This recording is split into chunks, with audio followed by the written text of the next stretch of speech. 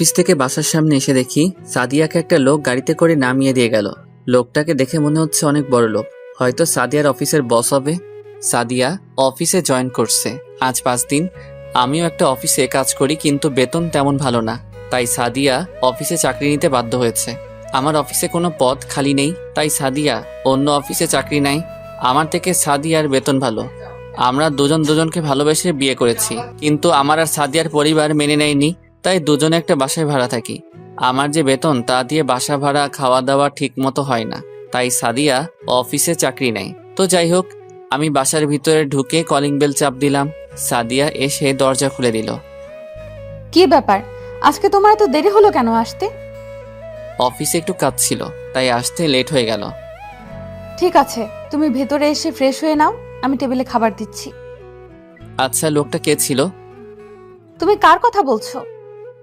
তোমাকে যে বাসার সামনে নামিয়ে দিল। ও, তুমি বসের কথা বলছো? আসলে আমি অফিস শেষে রাস্তায় দাঁড়িয়েছিলাম রিক্সার জন্য। তারপর বস এসে আমাকে বলল গাড়িতে ওঠার জন্য, কিন্তু আমি উঠতে চাইনি। ওনার জোরাজুরিতে উঠতে বাধ্য হলাম। তারপর উনি আমাকে বাসার সামনে নামিয়ে দিয়ে গেল। উনি তোমাকে কেন বাসায় নামিয়ে দিয়ে গেল? আসলে এই 5 দিনে বস আমার কাজ দেখে অনেক খুশি হয়। তারপর থেকে উনি আমাকে অনেক ভালো জানে। ও ঠিক আছে, আমি ফ্রেশ হয়ে আসছি, তুমি খাবার রেডি করো। ঠিক আছে, যাও। আমি রুমে এসে ওয়াশরুমে ঢুকে ফ্রেশ হয়ে খাবার খেতে চলে গেলাম। দুজনে খাবার খেয়ে রুমে চলে আসলাম। তারপর সাদিয়া আমাকে জড়িয়ে ধরে শুয়ে পড়ল। দেখতে দেখতে আরো কিছুদিন চলে গেল। এখন সাদিয়া অনেক রাত করে বাসায় আসে, আর মোবাইলে দেখি কার সাথে যেন হেসে হেসে কথা বলে। এখন আমার ঠিক মতো খেয়াল রাখে না। একদিন অফিসের একটা কাজের জন্য অন্য একটা অফিসে যাচ্ছিলাম, হঠাৎ রাস্তার পাশে একটা পার্ক চোখে পড়ল। লোকটাকে দেখে চিনে ফেললাম, কিন্তু মেয়েটার চেহারা দেখতে পাচ্ছি না। আমি রিক্সা থেকে নেমে তাদের ওখানে গেলাম। আমি একটু দূরে দাঁড়িয়ে মেয়েটার চেহারা দেখতে গেলাম। তারপর ঠিকভাবে তাকিয়ে যাকে দেখলাম তার জন্য মোটেও প্রস্তুত ছিলাম না। ঠিকই ধরেছেন, সাদিয়া। তার মানে সাদিয়া অফিসের কাজ ফেলে রেখে তার বসের সাথে ঘুরে বেড়ায়। তার মানে সাদিয়া এখন আমার নেই। আমি আর দাঁড়িয়ে না থেকে রিক্সা নিয়ে যে কাজে বেরিয়েছি সেটা করে নিজের কর্মস্থলে চলে আসলাম। অফিস ছুটি হওয়ার পর একটা রিক্সা নিয়ে বাসায় চলে আসলাম। বাসায় এসে দেখি সাদিয়া এখনো বাসায় আসে নাই। আমি চাবি দিয়ে তালা খুলে ভিতরে ঢুকলাম। প্রায় 1 ঘন্টা পর বাহিরে গাড়ির হর্ন বাজলো। আমি জানালা দিয়ে বাইরে তাকিয়ে দেখি সাদিয়া তার বসের গাড়ি থেকে নামলো। সাদিয়ার হাতে দেখি অনেকগুলো শপিং ব্যাগ। বসকে বিদায় দিয়ে সে কলিং বেল চাপ দিল। আমি গিয়ে দরজা খুলে দিলাম। তুমি কখন আসলে? আগে বলো, তোমার হাতে এগুলো কি? আসলে বস আজকে আমাকে শপিং মলে নিয়ে গিয়ে এগুলো কিনে দিছে। আমি মানা করছি, তারপরে উনি জোর করে কিনে দিছে। তাহলে তোমার হাতে এত দামি মোবাইল কোথা থেকে আসলো? তোমার হাতে তো এই মোবাইল ছিল না। এটাও আজকে উনি কিনে দিছে। আমার হাতের মোবাইলের যে অবস্থা তা দেখে বসের অনেক খারাপ লাগছে। ও, তা আজকে অফিসের সময় তুমি কোথায় ছিলে? কেন? আমি তো অফিসে ছিলাম। না, আসলে আজকে আমি তোমার অফিসের পাশ দিয়ে যাচ্ছিলাম। মনে করছি তোমার সাথে দেখা করব, পরে আর করি নাই, দেরি হয়ে যাচ্ছে তাই। আচ্ছা, তুমি কি আমাকে সন্দেহ করছো? আমি ঠিক তা বলিনি। সাদিয়া আর কোনো কথা না বলে রুমে চলে গেল। আমি ভাবতে লাগলাম, সাদিয়া এখন মিথ্যা কথা বলতে শুরু করেছে। যাকে এত বিশ্বাস করছিলাম সে এখন আমার সাথে মিথ্যা কথা বলে। রাতে দুজনে খাবার খেয়ে শুয়ে পড়লাম। হঠাৎ মাঝরাতে ঘুমটা ভেঙে গেল। পাশে দেখি সাদিয়া নেই, হয়তো ওয়াশরুমে গেছে। 30 মিনিট হয়ে গেল, সাদিয়া আসার কোনো খবর নেই। তাই আমি বিছানা থেকে উঠে ওয়াশরুমে গেলাম। দেখি সাদিয়া নেই। বেলকনি থেকে সাদিয়ার হাসা শব্দ আসছে, তাই দেখার জন্য বেলকনিতে গেলাম। গিয়ে দেখি সাদিয়া কার সাথে যেন হেসে হেসে কথা বলছে। তার মানে সাদিয়া তার বসের সাথে কথা বলছে। এমনভাবে কথা বলছে মনে হয় প্রেমিক প্রেমিকা কথা বলছে। আমি আর দাঁড়িয়ে না থেকে রুমে এসে শুয়ে পড়লাম। প্রায় 30 মিনিট পর সাদিয়া এসে শুয়ে পড়ল। তার মানে সাদিয়া তার বসের সাথে প্রেম করছে। না, আমাকে এটা সত্যিটা জানতে হবে। আসলে কি সাদিয়া তার বসের সাথে প্রেম করছে? সকালে ঘুম থেকে উঠে আমি তো অবাক হয়ে গেলাম। দেখি সাদিয়া বিছানায় নেই। আমি মনে করছি পাকঘরে আছে, কিন্তু আমার ধারণা ভুল। সাদিয়া পাকঘরেও নেই। আবার রুমে এসে দেখি সাদিয়ার ব্যাগ, মোবাইল কিছুই নেই। তার মানে সাদিয়া অফিসে চলে গেছে। কিন্তু এত সকালে তো সাদিয়ার অফিস নেই, তাহলে গেল কোথায়? আমি আমার অফিসের বসকে ফোন দিয়ে বললাম, আজকে আমি অফিসে যেতে পারবো না। আমার বস কিছু বলে নাই। আমি ফ্রেশ হয়ে বাসা থেকে বেরিয়ে সাদিয়ার অফিসে গেলাম। কোথায় যাচ্ছেন? আসলে আমি বসের সাথে দেখা করতে আসছি। আজকে তো বস অফিসে আসবে না। বস একটা কাজের জন্য সিলেট গেছে। বস কি একা গেছে, নাকি ওনার সাথে কেউ গেছে? না, বস একা যায়নি, ওনার সাথে অফিসের কর্মচারী সাদিয়া ম্যাম গেছে। কাজ শেষ করে কখন আসবে? 2-3 দিন লেগে যেতে পারে। ও, আমি আর কোনো কথা না বলে বাসায় চলে আসলাম। সাদিয়া আমাকে একটু বললও না, তার মানে সাদিয়ার টাকার কাছে বিক্রি হয়ে গেছে। আমি তো তার স্বামী, আমাকে বলার প্রয়োজন পর্যন্ত করলো না। 3 দিন পরে সাদিয়া বাসায় আসলো, এসে সোজা রুমে চলে গেল, আমার সাথে কথা পর্যন্ত বলল না। এই 3 দিন সাদিয়া আমার খোঁজ খবর নেয়নি। তুমি কাজের জন্য বাইরে যাবে, আমাকে বলে যাওনি কেন? তোমাকে বলার প্রয়োজন মনে করি না। তুমি আমার সাথে এভাবে কথা বলছো কেন? তোমার সাথে কি কথা বলবো? আমি তোমার স্বামী, আমি তোমাকে বলতে পারি। তোর মতো স্বামী থাকার চেয়ে না থাকাই ভালো। তুমি আমাকে তুই তাই করে বলছো কেন? তোর সাথে কিভাবে কথা বলবো? তোকে আমার ভালো লাগে না। তাহলে আমাকে বিয়ে করছো কেন? জীবনে ভুল করলে ওইটাই করেছি, তোর মতো ছেলেকে বিয়ে করে। বিয়ে হয়েছে আজ প্রায় 8 মাস হয়েছে। কি দিয়েছিস তুই? একটা ভালো জামা, একটা স্বর্ণের চেইন, আজ পর্যন্ত কিছুই দিতে পারলি না। তোর থেকে আমার বস অনেক ভালো আছে, আমাকে গলার চেইন, দামি ফোন, দামি দামি জামা কাপড়, আরো কত কি দিয়েছে। তুমি তো আমাকে ভালোবেসে বিয়ে করছো, আমার টাকা পয়সা কেনা, তাহলে এখন কেন এমন করছো? আসলে তুমি চাও কি? আমি তোর কাছে ডিভোর্স চাই, আমি আর তোর সাথে থাকতে চাই না। ডিভোর্স দিলে তুমি খুশি হবে? আমি অনেক খুশি হব।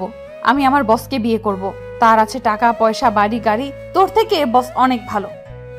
ঠিক আছে, তোমার কাছে ডিভোর্স পেপার পৌঁছে যাবে, তবে মনে রেখো আমার দরজা তোমার জন্য চিরজীবন বন্ধ থাকবে। আমার কাছে আসতে চাইলেও আমি তোমাকে আর মেনে নিব না। সেটা কোনোদিন হবে না। দেখতে দেখতে আজ 2 বছর চলে গেল। এখন আমি নিজেদের অফিস দেখাশোনা করি।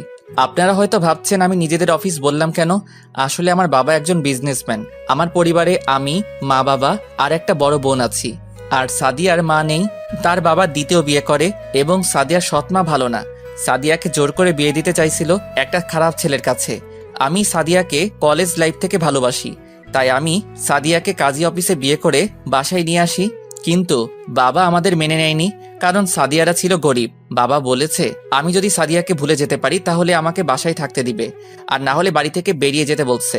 আমি আমার ভালোবাসাকে ছেড়ে দিতে পারবো না, তাই সাদিয়াকে নিয়ে বাসা থেকে বেরিয়ে আসি। তারপর একটা বাসা নিয়ে দুজনে থাকতে লাগলাম। আমার কাছে যা টাকা ছিল সব শেষ হয়ে গেছে, এভাবে তো আর চলবে না। তাই অনেক কষ্টে একটা অফিসে চাকরি নেই আমি। দেখতে দেখতে 2 মাস চলে যায়, কিন্তু আমার যে বেতন তা দিয়ে কোনো রকম চলে যায়। তাই সাদিয়া বলল সেও নাকি অফিসে চাকরি করবে। আমি আর না করলাম না, বাসায় একা একা বসে থেকে তারপর সে একটা অফিসে চাকরি নেয়। এরপর কি হলো আপনারা তো জানেন। সাদিয়া আমাকে ছেড়ে যাওয়ার পর আমি নিজের বাসায় চলে আসি। এসে বাবা মার পায়ে পড়ে ক্ষমা চাইছি, আমার ভুল হয়ে গেছে, আমাকে তোমরা মাফ করে দাও। তারপর বাবা মা আমাকে মাফ করে দেয়। এরপর থেকে আমি নিজেদের অফিস দেখাশোনা করি। এখন আমি প্রায় সাদিয়ার কথা ভুলেই গেছি। আজকে অফিসে কিছু পদের জন্য লোক নেওয়া হবে, সবার ইন্টারভিউ আমি নিব। তাই সকালে ঘুম থেকে উঠে ফ্রেশ হয়ে নাস্তা করে গাড়ি নিয়ে অফিসে চলে গেলাম। অফিসের ভিতরে ঢোকার সাথে সাথে সবাই দাঁড়িয়ে আমাকে সালাম দিল। আমি তাদের বসতে বলে নিজের কেবিনে চলে গেলাম। চেয়ারে বসে বসে দুলাভাই তাকে ফোন দিয়ে আমার কেবিনে আসতে বললাম। আসলে দুলাভাই আমাদের অফিসে ম্যানেজারের দায়িত্ব পালন করে। কেমন আছো শালাবাবু? কেবিনে ঢুকে একটা চেয়ার টেনে বসে, এই তো ভালো আছি। সবাই কি আসছে দুলাভাই? সবাই এসে পড়েছে। তাহলে একজন একজন করে আসতে বলো। ওকে, তুমি বসো, আমি পিয়ন চাচাকে বলে দিচ্ছি। বলে রুম থেকে বেরিয়ে গেল। তারপর একজন একজন করে আসতে লাগলো। সবার শেষে একজন মেয়ে বাকি ছিল ইন্টারভিউ নেওয়ার। আমি মাথা নিচু করে একটা ফাইল দেখতেছিলাম। হঠাৎ একটা মেয়ে বলল, may I come in sir? Yes coming. মেয়েটা ভিতরে ঢুকলো। আমি তার চেহারা এখনো দেখি নাই। মেয়েটা আমার সামনে দাঁড়িয়ে রইল। বসুন আর সার্টিফিকেটগুলো দেন। এই নেন স্যার। যেই না মেয়েটার দিকে তাকিয়ে সার্টিফিকেট নিব, আমি তো মেয়েটাকে দেখে মোটেও প্রস্তুত ছিলাম না। এ আর কেউ নয়, সাদিয়া। কিন্তু সাদিয়া আগের থেকে অনেক শুকিয়ে গেছে, চেহারার কি অবস্থা করছে। সাদিয়া আমাকে দেখে বলল, রাসেল তুমি? Hello miss. রাসেল না, স্যার বলবেন। Sorry sir. তা বসকে বিয়ে করে আবার চাকরির জন্য কেন আসলেন? আমি কাউকে বিয়ে করি নাই। ও, তার মানে বস তোমাকে বিয়ে করবে বলে তোমার সাথে রাত কাটিয়ে তাড়িয়ে দিছে? তুমি সব কি বলছো রাসেল? বলছি না, আমার নাম নেবেন না, শুধু স্যার বলবেন। আপনি আসতে পারেন, আপনার চাকরি হবে না। সাদিয়া চেয়ার থেকে উঠে এসে আমার পা জড়িয়ে ধরে কান্না করতে করতে বলল, স্যার এই চাকরিটা আমার খুব দরকার, তা না হলে আমায় রাস্তায় নামতে হবে। তাহলে বসকে ছেড়ে চলে আসলেন কেন? উনি আজ 1 বছর আগে মারা যায়। এরপর ওনার ব্যবসা প্রতিষ্ঠান নিলামে বিক্রি হয়ে যায়। তারপর ওখান থেকে এসে একটা বাসা ভাড়া নিয়ে থাকি। মানুষের বাসায় কাজ নিচ্ছিলাম, কিন্তু তাদের বাসার ছেলেরা আমার শরীরের দিকে তাকিয়ে থাকে, তাই বাসা বাড়ি আর কাজ করি নাই। গার্মেন্টসে চাকরি নিছি, কিন্তু কিছুদিন আগে গার্মেন্টসে আগুন লাগে। তারপর 1 মাস বসে থাকলাম, ঠিকভাবে একবেলা ভাত পর্যন্ত খেতে পারতাম না। কিছুক্ষণ থেমে আবার বলতে লাগলো, অনেক কষ্টেই দিনটা কেটেছে। একদিন পাড়ার এক ভাই বলল, তোর পড়ালেখা আছে, তুই গিয়ে অফিসে চাকরি কর। কিন্তু আমি বললাম, অফিসে তো চাকরি করতে ঘুষ লাগে, আমি তো তাদের ঘুষ দিতে পারবো না। তখন ভাইয়া বলল, এই অফিসের বস না অনেক ভালো, উনি টাকা নিয়ে চাকরি দেয় না, উনি যোগ্যতা দেখে চাকরি দেয়। তারপর আসলাম ইন্টারভিউ দিতে। এতক্ষণ সাদিয়া কথাগুলো বলতেই চোখের পানি দিয়ে পুরো শরীর ভিজে গেছে। কেমন জানি সাদিয়ার জন্য একটু মায়া হলো, কিন্তু তাকে আরো কষ্ট দিতে হবে। আমি যতটুকু কষ্ট পেয়েছি তার থেকে ওকে আরো বেশি কষ্ট পেতে হবে। আপনাকে আমি চাকরি দিতে পারি, তবে আমার কিছু শর্ত আছে। কি শর্ত বলুন, আমি আপনার সব শর্তে রাজি আছি। আমার এখানে চাকরি করতে হলে আমার কথা মতো চলতে হবে। আমি যখন যা বলবো আপনাকে তাই করতে হবে। অফিসে কারোর সাথে বসে গল্প করা যাবে না। সঠিক টাইমে অফিসে আসতে হবে। ঠিক টাইমে অফিসে আসতে না পারলে বেতন থেকে টাকা কেটে নেওয়া হবে। যদি এসব কিছু অমান্য করেন তাহলে আপনাকে 20 লক্ষ টাকা জরিমানা এবং থানায় ঢুকিয়ে দেওয়া হবে। এবার বলুন, আপনি রাজি? আমি আপনার সব শর্তে রাজি আছি। তাহলে এখানে একটা সই করুন। বলা তো যায় না কোন সময় কথা ঘুরিয়ে নেন। তারপর সাদিয়া সই করে দিল। ঠিক আছে, আপনাকে বেতন দেওয়া হবে 20,000 টাকা করে। এবার আপনি বাসায় চলে যান। কালকে ঠিক টাইমে অফিসে চলে আসবেন, আর অফিস টাইম কিন্তু 9টায়, কথাটা মনে রাখবেন। সাদিয়া মাথা নিচু করে অফিস থেকে বেরিয়ে গেল। তার মানে সাদিয়া এখনো বিয়ে করেনি। নিশ্চয়ই তার বস তাকে ভালোবাসে নাই, ভালোবেসেছে তার শরীরকে। এখন টাকা কোথায় গেল? টাকার জন্য আমাকে ছেড়ে চলে গেছো? আমি তাকে আর কখনো মেনে নিব না। যেই মেয়ে বিয়ের পরে স্বামীকে রেখে অন্য লোকের সাথে প্রেম ভালোবাসা করতে পারে, সেই মেয়েকে কখনো ভালোবাসা যায় না। হঠাৎ পিছন থেকে কে যেন জড়িয়ে ধরলো। আমি তাকিয়ে দেখি রিয়া। এই রিয়া, কি করছো? ছাড়ো, কেউ দেখে ফেলবে। এটা অফিস, কখন কে চলে আসে। তুমি আজকে সকালে আমাকে ফোন দাও নাই কেন? আসলে অফিসের কিছু পদের জন্য লোক নিয়েছিলাম, তাই তোমাকে ফোন দিতে পারি নাই। ঠিক আছে চলো, এখন তো দুপুর হয়ে গেছে, বাইরে গিয়ে দুজনে লাঞ্চ করব। ঠিক আছে চলো। তারপর দুজনে অফিস থেকে বাইরে এসে গাড়ি নিয়ে একটা রেস্টুরেন্টের সামনে গাড়ি থামালাম। গাড়ি থেকে নেমে দুজনে রেস্টুরেন্টে ঢুকলাম। দুজনে খাবার খেয়ে আবার অফিসে চলে আসলাম। রিয়া কিছুক্ষণ থেকে বাসায় চলে গেল। এবার আপনাদের বলি, রিয়া আমাকে ভালোবাসে, কিন্তু আমি তাকে ভালোবাসি না। সত্যি কথা বলতে কি, সাদিয়াকে আমি এখনো ভুলতে পারি নাই। তার জন্য প্রতিদিন রাতে কান্না করি। আজকে তাকে দেখে অনেক খুশি হয়েছি, কিন্তু আগের কথাগুলো মনে পড়তেই রাগ উঠে গেল। বাবা মা রিয়াকে পছন্দ করে রেখেছে আমার জন্য, আমি তো না করে দিছি, কিন্তু রিয়া পাগলামি শুরু করে দিছে। আমি যদি তাকে বিয়ে না করি তাহলে সে আত্মহত্যা করবে। তারপর রিয়াকে আমি বলছি তাকে আমি 6 মাস পরে বিয়ে করব। রিয়াও আমার কথায় রাজি হয়ে গেল, কিন্তু হুটহাট করে সবার সামনে জড়িয়ে ধরে। এটা আমার কাছে ভালো লাগে না। তো যাই হোক, অফিসের কাজ শেষ করে বাইরে এসে গাড়ি নিয়ে বাসায় যেতে লাগলাম। হঠাৎ রাস্তার পাশে চোখ পড়লো। দেখি সাদিয়া রাস্তার পাশে ভ্যান গাড়ি থেকে বাচ্চাদের জন্য জামা কাপড় কিনতে আসে। কিনা শেষ হলে হাঁটতে হাঁটতে কোথায় যেন যেতে লাগলো। আমি তাকে ফলো করে যেতে লাগলাম। যেতে যেতে দেখি সাদিয়া একটা বাসায় ঢুকে গেল। আমি গাড়িটা এক জায়গায় রেখে বাসার পিছন দিকে চলে গেলাম, কারণ বাসাটা ছিল একতলা। পিছন দিকে গিয়ে জানালা দিয়ে ভিতরে তাকিয়ে আমি মোটেও প্রস্তুত ছিলাম না। জানালা দিয়ে তাকিয়ে দেখি সাদিয়া একটা বাচ্চা ছেলেকে বুকের দুধ খাওয়াচ্ছে। তার মানে সাদিয়া অন্য একটা বিয়ে করছে, নাকি তার বসের সাথে অবৈধ সম্পর্ক করার পর বাচ্চা হয়েছে। হতেও পারে যে মেয়ে আমার সাথে মিথ্যা কথা বলতে পারে, সেই মেয়ে এসব করবে না, তার কি প্রমাণ আছে? আমি আর না তাকিয়ে গাড়ি নিয়ে বাসায় চলে আসলাম। কলিং বেল চাপ দেওয়ার পর আম্মু এসে দরজা খুলে দিল। কিরে, এতক্ষণ কোথায় ছিলি? তোর দুলাভাই বলল তুই নাকি অনেকক্ষণ আগে অফিস থেকে বেরিয়েছিস। একটু বন্ধুদের সাথে দেখা করতে গেছি, অনেকদিন হলো তাদের সাথে আড্ডা দেই না, তাই গেলাম। ঠিক আছে, রুমে গিয়ে ফ্রেশ হয়ে আয়, আমি টেবিলে খাবার দিচ্ছি। ঠিক আছে আম্মু বলে নিজের রুমে চলে আসলাম। এসে ফ্রেশ হয়ে সবার সাথে খাবার খেয়ে রুমে চলে আসলাম। পরের দিন সকালে ঘুম থেকে উঠে ফ্রেশ হয়ে নাস্তা করে গাড়ি নিয়ে অফিসে চলে গেলাম। অফিসের ভিতরে ঢুকে দেখি সাদিয়া চলে এসেছে। তাকে দেখে মনে হচ্ছে অনেক দৌড় দিয়ে অফিসে এসেছে, কারণ তার পুরো শরীর ঘামে ভিজে গেছে। আমি আমার কেবিনে আসার সময় সাদিয়াকে বললাম আমার কেবিনে আসার জন্য।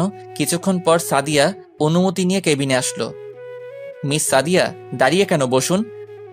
না স্যার, আমি এভাবেই ঠিক আছি। আমি বলছি না বসার জন্য? জি স্যার। তা বাচ্চার বাবা কি তোমার বস নাকি অন্য কেউ? আপনি জানলেন কিভাবে আমার বাচ্চার কথা? জেনেছি একভাবে, আমি যেটা বলছি সেটার উত্তর দেন। ওর বাবা নেই, আমার নিজের দোষে তার বাবা আমাকে ছেড়ে চলে যায়। কেন চলে যায় তা কি জানতে পারি? সেটা আমি বলতে পারবো না। আমি আর কোনো কথা না বলে দুলাভাইকে ফোন দিয়ে আমার কেবিনে আসতে বললাম। কিছুক্ষণ পর দুলাভাই আসলো। বলো শালাবাবু, কেন রেখেছো? দুলাভাই, মিস সাদিয়াকে তার কেবিনটা দেখিয়ে দেন। আর এই নিন মিস সাদিয়া, দুটো ফাইল। এগুলো আজকে অফিস ছুটি হওয়ার আগে রেডি করে দিবেন। কিন্তু শালুল। কি হলো মিস সাদিয়া, আমার কথা আপনি শুনতে পান নাই? জি স্যার, শুনতে পেয়েছি। তাহলে বসে আছেন কেন? তাড়াতাড়ি করে রেডি করে দেন। দুলাভাই, তুমি মিস সাদিয়াকে তার কেবিনে নিয়ে যাও। ওকে শালাবাবু। তারপর সাদিয়াকে দুলাভাই সাথে করে নিয়ে গেল। হঠাৎ ফোনটা বেজে উঠল। তাকিয়ে দেখি রিয়া ফোন দিয়েছে। এই মেয়েটার জ্বালায় ও আর বাঁচলাম না। বলো। কি করে আমার জানটা? অফিসে বসে কাজ করছি। ঠিক আছে, তাহলে তুমি কাজ করো, লাঞ্চের টাইমে ফোন দিবে। ঠিক আছে, বাই। ওকে, বাই জান, লাভ ইউ টু। বলে ফোন কেটে দিল। তারপর বসে বসে অফিসের কাজ করতে লাগলাম। আসলে আমি সাদিয়াকে যে 2টা ফাইল দিলাম, ওই 2টো ফাইল 2 দিন লাগবে রেডি করতে। দুলাভাই ফাইল দুটো দেখে কিছু বলতে যাবে, তার আগে আমি দুলাভাইয়ের কথা বন্ধ করে দিলাম। কাজ করতে করতে দুপুরের লাঞ্চের টাইম হয়ে গেছে, তাই ভাবছি বাহির থেকে খেয়ে আসবো। যেই ভাবা সেই কাজ। কেবিন থেকে বেরিয়ে সাদিয়ার দিকে তাকিয়ে আমি অবাক হলাম। দেখি সাদিয়া পুরো ঘেমে গেছে। অফিসে এসি চালু, তারপরও সে ঘেমে গেছে। অফিসের সবাই খাবার খেতে চলে গেছে, কিন্তু সাদিয়া এখনো বসে বসে কাজ করছে। আমি দাঁড়িয়ে না থেকে বাইরে এসে গাড়ি নিয়ে রেস্টুরেন্টে চলে গেলাম। খাবার খেয়ে অফিসে এসে দেখি সাদিয়া এখনো কাজ করতে আছে। চেহারা পুরো শুকিয়ে গেছে। আমি মনে মনে বলতে লাগলাম, এখন কেমন লাগছে মিস সাদিয়া? টাকার জন্য আমাকে ছেড়ে চলে গেছো, এখন সে টাকার জন্য আমার অফিসে চাকরি নিছো। কি ভুল ছিল আমার? কেন আমাকে ছেড়ে চলে গেছো? তো যাই হোক, আমি দাঁড়িয়ে না থেকে আমার কেবিনে ঢুকে তো অবাক হয়ে গেলাম। দেখি রিয়া আমার চেয়ারে বসে আছে। তুমি কখন আসলে? আমাকে তো বলেও আসো নাই।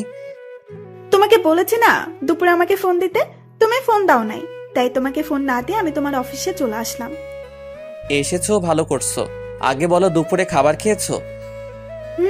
খাবার খেয়ে তারপর তোমার অফিসে আসলাম। তো এখন কি খাবে বলো, চা না কফি? আমি ওইসব কিছু খাবো না, আমি অন্য জিনিস খাবো। বলো কি খাবে, আমি বাহির থেকে এনে দিচ্ছি। আমি যে জিনিস খাবো ওইটা বাইরে যাওয়া লাগবে না, তোমার কাছে আছে। মানে আমার কাছে তো খাওয়ার মতো কিছু নেই। দাঁড়াও, আমি দেখাচ্ছি তোমার কাছে খাওয়ার কি জিনিস আছে। বলে চেয়ার থেকে উঠে আমার কাছে এসে যেই না আমার ঠোঁটে কিস করবে, তখন সাদিয়া দরজায় দাঁড়িয়ে বলল, স্যার, আসতে পারি? আসুন। রিয়া আমাকে ছেড়ে দিয়ে রাগে গজগজ করতে লাগলো। স্যার, এই ফাইলটার এখানে কিছু বুঝতেছি না। না বুঝলে অফিসে কাজ করতে আসলেন কেন?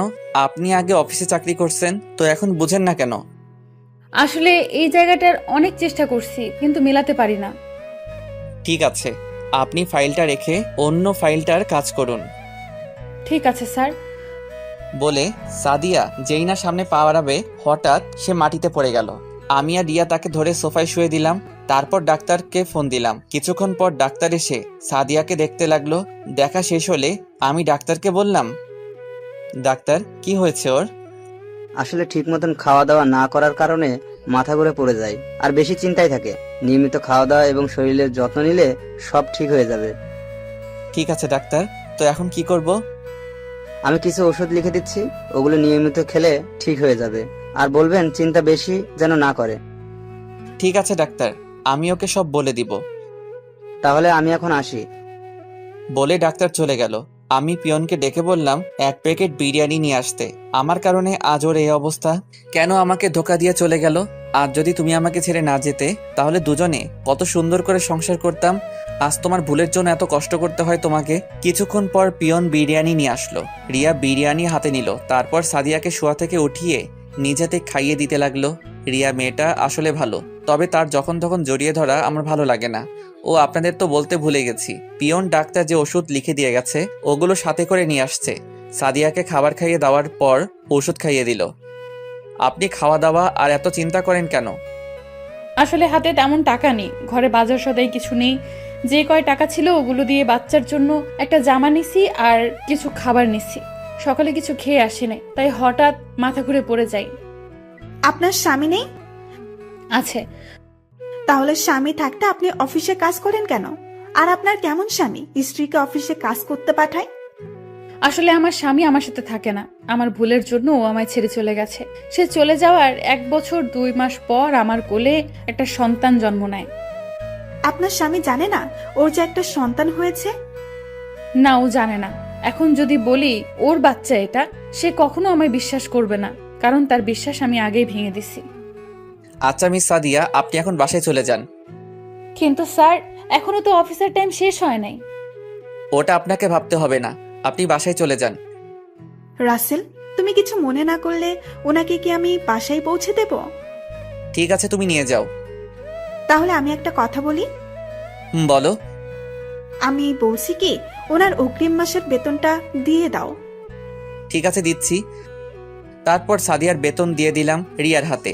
রিয়া আমাকে জড়িয়ে ধরে কপালে চুমু দিল। সাদিয়া মাথা নিচু করে ফেললো। লজ্জা পাওয়ার কিছু নেই সাদিয়া, ওর সাথে আমার বিয়ে ঠিক হয়ে আছে। আরো 5 মাস পরে আমাদের বিয়ে। তোমাকে কিন্তু আগে দাওয়াত দিয়ে রাখলাম। দোয়া করি ম্যাম, আপনার যেন সুখে শান্তিতে সংসার করতে পারেন। ঠিক আছে চলো, তবে আমাকে ম্যাম নয়, আমার নাম ধরে ডাকবে। ঠিক আছে। আসি কলিজা। এসো। রিয়া আর সাদিয়া আমার কেবিন থেকে বেরিয়ে গেল, কিন্তু আমার একটা জিনিস মাথায় আসছে না। বিয়ের কথা শুনে সাদিয়া কান্না করলো কেন? হয়তো নিজের স্বামীর বিয়ে নিজের চোখের সামনে দেখতে হবে, তাই কান্না করছে। তো যাই হোক, অফিসের কাজ শেষ করে বাসায় চলে আসলাম। তারপর রাতে খাবার খেয়ে রিয়ার সাথে কথা বলে ঘুমিয়ে পড়লাম। এভাবে দেখতে দেখতে আরো 1 মাস চলে গেল। এখন সাদিয়াকে তেমন কষ্ট দেই না। তারপর ও প্রতিদিন অফিসে আসলে দেখি সাদিয়ার চোখগুলো লাল হয়ে থাকে, মনে হয় ঠিকমতো ঘুমায় না। আর রিয়া এখন প্রতিদিন আমার অফিসে আসে, এসে আমাকে জড়িয়ে ধরে কিস করবে, আমার কোলে বসে থাকবে। কিছু বললে বাসায় গিয়ে জিনিস ভাঙা শুরু করে দিবে, তাই কিছু বলি না। ও আপনাদের তো বলতে ভুলে গেছি, আমি সাদিয়াকে ছেড়ে আসার 1 মাস পরে ডিভোর্স পেপার পাঠিয়ে দিয়েছি। সকালে ঘুম থেকে উঠে ফ্রেশ হয়ে নাস্তা করে গাড়ি নিয়ে অফিসে চলে আসলাম। অফিসের ভিতরে ঢুকে সাদিয়ার কেবিনে তাকিয়ে দেখি সাদিয়া এখনো আসেনি, তাই পিয়নকে বলে আসলাম সাদিয়া অফিসে আসলে যেন আমার কেবিনে পাঠিয়ে দেয়। আমি আমার কেবিনে এসে বসলাম। কিছুক্ষণ পর দেখি রিয়া আমার কেবিনে ঢুকে সোজা আমার কোলে বসে গেল আর পুরো চেহারায় চুমু দিতে লাগলো। কি করছো রিয়া? কেউ চলে আসবে। আসলে আসুক, আমি আমার জামাইকে চুমু খাচ্ছি, কার কি যায় আসে। হঠাৎ সাদিয়া আমার কেবিনে ঢুকে গেল, দেখে মনে হচ্ছে অনেক জোরে দৌড়ে আসছে অফিসে। কি ব্যাপার, আপনি বিনা অনুমতিতে আমার কেবিনে ঢুকলেন কেন? আসলে স্যার, অফিসে আসার পর পিয়ন বলল আপনি নাকি পিয়নকে বলেছেন আমি অফিসে আসলে আপনার কেবিনে আসতে বলেছেন, তাই তাড়াহুড়ো করে চলে আসলাম। তাই বলে বিনা অনুমতিতে ঢুকবেন? Sorry sir. তো আজকে অফিসে আসতে এত লেট কেন? আপনি হয়তো শর্তের কথা ভুলে গেছেন। আসলে স্যার, রিমন খুব অসুস্থ, তাকে হসপিটালে নিয়ে গিয়েছিলাম। ডাক্তার দেখিয়ে আসতে আসতে লেট হয়ে গেছে। রিমন কে? আমার ছেলের নাম রিমন। তা ছেলের এই নাম কে রেখেছে? এটা তার বাবা বলেছে। আমাদের বিয়ে হওয়ার পর তার বাবা বলেছে আমাদের ছেলে হলে নাম রাখবে রিমন, আর মেয়ে হলে সিনথিয়া, তাই তার বাবার কথাই নাম রেখেছি। আমি আর কিছু বলতে পারলাম না, কারণ আমার আর সাদিয়ার বিয়ে হওয়ার পর আমি বলেছি এ নাম রাখতে। তার মানে সাদিয়া বলতে চাইছে রিমন আমার ছেলে। আমি কিছু বলতে যাব তার আগে রিয়া বলল, তুমি কেমন ছেলেকে বিয়ে করেছো? তোমার খোঁজ খবর একবারের জন্যও নেয়নি। তুমি না হয় একটা ভুল করেছো, তাই বলে সে তোমায় ছেড়ে চলে যাবে? আমি যে ভুল করেছি সে ভুলের কখনো কি ক্ষমা হবে কিনা তা আমি জানি না, তবে একটা কথা বলি, তার জন্য এখনো পথ চেয়ে বসে আছি। আমি দোয়া করি আল্লাহ যেন তোমার স্বামীকে তোমার কাছে ফিরিয়ে দেয়, বাচ্চার কথা ভেবে যেন তোমাকে ক্ষমা করে দেয়। তাহলে আমি এখন আসি স্যার, কেবিনে কাজ পড়ে আছে। সাদিয়া কোনো কথা না বলে তার কেবিনে চলে গেল। আমি ভাবতে লাগলাম রিমনের বাবা আমি কেমন করে হব। আমি সাদিয়ার সাথে থাকাকালীন শুনি নাই তো যে সাদিয়া প্রেগনেন্ট, তাহলে আমি কি করে রিমনের বাবা হব? না, আমার মাথায় কাজ করছে না। হঠাৎ রিয়া বলল, তুমি কোথায় হারিয়ে গেলে? তোমাকে আমি ডাকছি, তোমার কোনো রেসপন্স নেই। তেমন কিছু না, তুমি বাসায় চলে যাও, আমার হাতে কিছু কাজ আছে, কাজ শেষ করে তোমার সাথে ফোনে কথা বলবো। ঠিক আছে, বাই। রিয়া কেবিন থেকে বেরিয়ে চলে গেল। আমি বসে বসে কাজ করতে লাগলাম, কিন্তু কাজে মন বসাতে পারছি না। তাই অফিস থেকে বেরিয়ে এসে গাড়ি নিয়ে একটা পার্কে চলে আসলাম। হঠাৎ পিছন থেকে কেউ একজন বলল, তুমি এখানে কেন? তারপর আমি তার দিকে তাকিয়ে পুরো অবাক হয়ে গেলাম, কারণ এ হচ্ছে স্বাধীন। আপনারা হয়তো ভাবছেন স্বাধীনকে, আসলে স্বাধীন হচ্ছে আমি আগে যে অফিসে কাজ করতাম ওই অফিসে স্বাধীনও কাজ করত। কেমন আছিস? তোকে অনেক দিন পরে দেখলাম। আমি ভালো আছি। তুই তো অফিস থেকে আসার পর আমার আর খবর নেস নাই। তুই কোথায় হারিয়ে গেলি? আসলে আমি অফিস থেকে চাকরি ছাড়ার পর নিজের বাড়ি চলে আসি, তারপর এখন বাবার ব্যবসা প্রতিষ্ঠান দেখাশোনা করি। তাই বলে কোনো যোগাযোগ রাখবি না? আসলে নিজের বাড়িতে আসার পর তেমন কারোর সাথে আর যোগাযোগ করা হয়নি। তা এখন কি করিস? এখন আরেকটা অফিসে চাকরি করি, তবে বেতন বেশি না। ভাবছি এই অফিসের চাকরিটা ছেড়ে দিয়ে আরেকটা অফিসে চাকরি নেব। তাহলে তুই আমাদের অফিসে জয়েন কর। ঠিক আছে, তোর নাম্বার দে, চাকরি ছাড়ার পর তোকে ফোন দিব। তারপর সাদিনকে নাম্বার দিয়ে একটা রেস্টুরেন্টে গিয়ে নাস্তা করে সাদিনকে বিদায় দিয়ে গাড়ি নিয়ে বাসায় চলে আসলাম। কলিং বেল চাপ দেওয়ার পর নাদিয়া দরজা খুলে দিল। আপু, কেমন আছিস? তুই কোন সময় আসলি? দুপুরে আসছি। শুনছি তুই নাকি আজকে অফিস থেকে তাড়াতাড়ি বেরিয়ে গেলি। তা কোথায় ছিলে এতক্ষণ? পুরনো একটা বন্ধুর সাথে ছিলাম, অনেকদিন পর দেখা হলো তাই। তা আমার বড়িটা কোথায়? আপুর মেয়ের কথা বলছি, তার মেয়ের নাম বিথি। আব্বু আম্মুর কাছে আছে, তুই রুমে গিয়ে ফ্রেশ হয়ে নে। ঠিক আছে বলে নিজের রুমে চলে আসলাম। এসে ফ্রেশ হয়ে নিচে গেলাম। তারপর বিথির সাথে কিছুক্ষণ দুষ্টুমি করলাম। রাতে সবাই মিলে খাবার খেতে লাগলাম। হঠাৎ আব্বু বলল, আমরা তোর বিয়ে শুক্রবার ঠিক করেছি। আমার তো বিয়ে করার কথা 6 মাস পরে, এখন মাত্র 2টা মাস গেছে। রিয়ার আব্বুর শরীর তেমন ভালো না, তাই রহমান সাহেব বলছে যত তাড়াতাড়ি সম্ভব বিয়েটা দিয়ে দিতে। আমরা সিদ্ধান্ত নিয়েছি আগামী শুক্রবার তোদের বিয়ে। আমাকে একটাবার জিজ্ঞেস করার প্রয়োজন ছিল না তোমাদের? এখানে জিজ্ঞেস করার কি আছে? বিয়ে তো আজকে না হয় একদিন করতেই হবে। তাহলে শুক্রবার বিয়ে হলে সমস্যা কোথায়? তোমরা আমার কথা বুঝতে পারছো না। আমাদের আর কিছু বুঝতে হবে না, আমরা যেটা বলছি সেটাই ফাইনাল। আমি আর খাবার না খেয়ে রুমে চলে আসলাম। আমাকে একটাবার জিজ্ঞেস করার প্রয়োজন করলো না, কিন্তু আমি তো এখনো সাদিয়াকে মন থেকে মুছে ফেলতে পারছি না। কি করব কিছুই মাথায় ঢুকছে না। হঠাৎ মোবাইল ফোনটা বেজে উঠল। মোবাইলের দিকে তাকিয়ে দেখি রিয়া ফোন দিয়েছে। ফোন ধরার পর রিয়া বলল, কি করে আমার জামাইটা? তুমি কি কিছু শুনেছো? শুনেছি। আগামী শুক্রবার আমাদের বিয়ে। আমি তো অনেক খুশি, তোমাকে সারা জীবনের জন্য পেতে যাচ্ছি। তোমাকে আমি কি বলেছিলাম? আমরা 6 মাস পর বিয়ে করব। আর এখন তুমি রাজি হলে কেন? বাবার শরীরটা তেমন ভালো নেই, কোন সময় কি হয়ে যায়, তাই বাবার ইচ্ছে আমার বিয়েটা যেন দিয়ে যেতে পারে। এখানে আমি আর না করি নাই। তুমি কি খুশি হও নাই? ঠিক তা না, আমি এত তাড়াতাড়ি বিয়ে করতে চাচ্ছি না। কোনোভাবেই কি বিয়েটা আটকানো যায় না? না, আমি আর তোমাকে ছেড়ে থাকতে পারছি না। এই বিয়ে আমি আটকাতে পারবো না। তাহলে আর কি করার? বলে ফোন কেটে দিয়ে ভাবতে লাগলাম, সাদিয়ার কথাগুলো ভাবতে লাগলাম। রিমন কি সত্যি আমার ছেলে নাকি অন্য কারো? সাদিয়ার চেহারা দেখে বোঝা যাচ্ছে সে মিথ্যা কথা বলছে না। আমি আর কিছু ভাবতে পারছি না। সকালে ঘুম থেকে উঠে ফ্রেশ হয়ে রেডি হয়ে নিচে নামলাম। দেখি সবাই টেবিলে আমার জন্য অপেক্ষা করছে। আমি কোনো কথা না বলে বেরিয়ে আসতেই আব্বু বলল, কোথায় যাচ্ছিস? অফিসে যাচ্ছি। নাস্তা করবি না? বাহির থেকে খেয়ে নিব। ঠিক আছে যাও, আর অফিসের সবাইকে বিয়ের দাওয়াত দিয়ে দিবে, আর অফিস 3 দিন বন্ধ দিয়ে দিবে। আর কোনো কথা না বলে বাহিরে এসে গাড়ি নিয়ে অফিসে যেতে লাগলাম। না জানি সাদিয়া আমার বিয়ের কথা শুনলে কি করবে। অনেক ভেবেছি, আর না, আমি রিয়াকে বিয়ে করব। সাদিয়া যদি টাকার জন্য আমাকে ছেড়ে অন্য কাউকে বিয়ে করতে পারে, তাহলে আমি কেন রিয়াকে বিয়ে করতে পারবো না? তারপর একটা রেস্টুরেন্টে ঢুকে নাস্তা করে অফিসে চলে গেলাম। সবাই আমাকে দেখে দাঁড়িয়ে গেল। সাদিয়ার দিকে তাকিয়ে দেখি আজকেও সাদিয়ার চোখ লাল হয়ে আছে। আমি তার থেকে চোখটা সরিয়ে নিজের কেবিনে চলে আসলাম। তারপর দুলাভাইকে ফোন দিয়ে বললাম সবাইকে হলরুমে নিয়ে যেতে। কিছুক্ষণ পর দুলাভাই আমার কেবিনে আসলো। শালাবাবু, সবাইকে হলরুমে নিয়ে গেলাম, এবার তুমি আসতে পারো। ঠিক আছে দুলাভাই, আপনি যান, আমি আসতেছি। দুলাভাই কেবিন থেকে বেরিয়ে গেল। আমি আর বসে না থেকে হলরুমে চলে আসলাম। তারপর সবার উদ্দেশ্যে বলতে লাগলাম, আপনারা হয়তো ভাবছেন আপনাদের সবাইকে কেন হলরুমে নিয়ে আসলাম। জি স্যার, বলুন কেন ডেকেছেন? আসলে আগামী শুক্রবার আমার বিয়ে, তাই বিয়ে উপলক্ষে 3 দিন অফিস বন্ধ থাকবে। আর সবাইকে আমার বিয়ের দাওয়াত রইল। সবাই আমাদের বাসায় চলে আসবেন। সবাই আমাকে অভিনন্দন জানালো। সাদিয়ার দিকে তাকিয়ে দেখি মাথা নিচু করে আছে, হয়তো কান্না করছে। সবাই বেরিয়ে গেল। আমি সাদিয়াকে বললাম, মিস সাদিয়া, আপনি কিন্তু অবশ্যই আসবেন, আর রিয়াকে বউ সাজানোর দায়িত্ব কিন্তু আপনার। ঠিক আছে স্যার, আমি চেষ্টা করব যাওয়ার জন্য। চেষ্টা না, আপনাকে আসতে হবে ঠিক আছে স্যার।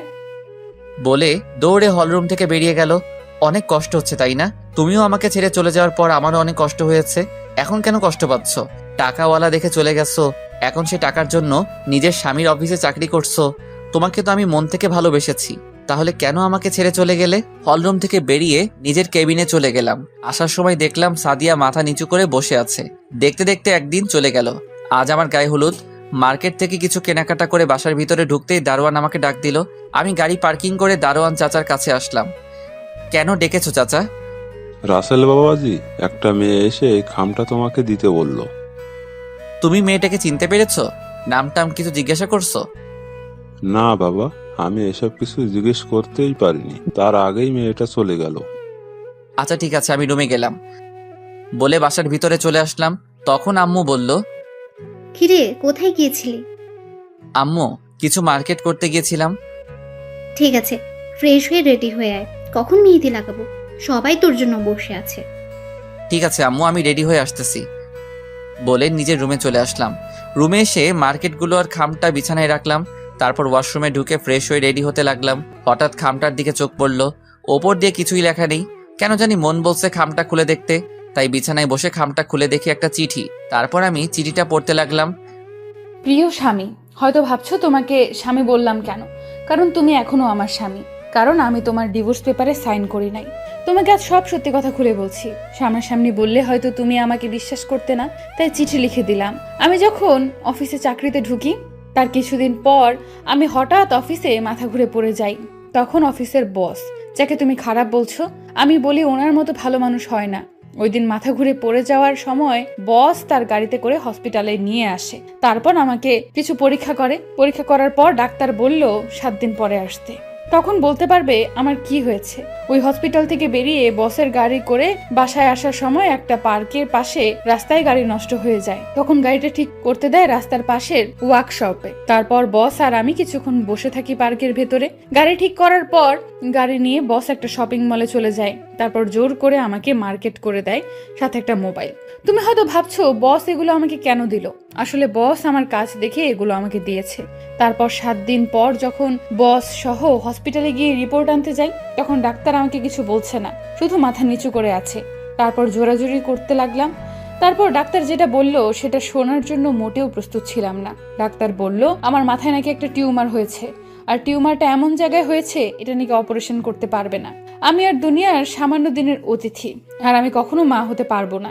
এটা শুনে আমি অনেকটা ভেঙে পড়লাম। তারপর ডিসিশন নিলাম তোমার সাথে আমি খারাপ হয়ে যাব, তাই আমি তোমার খেয়াল রাখা ছেড়ে দিলাম।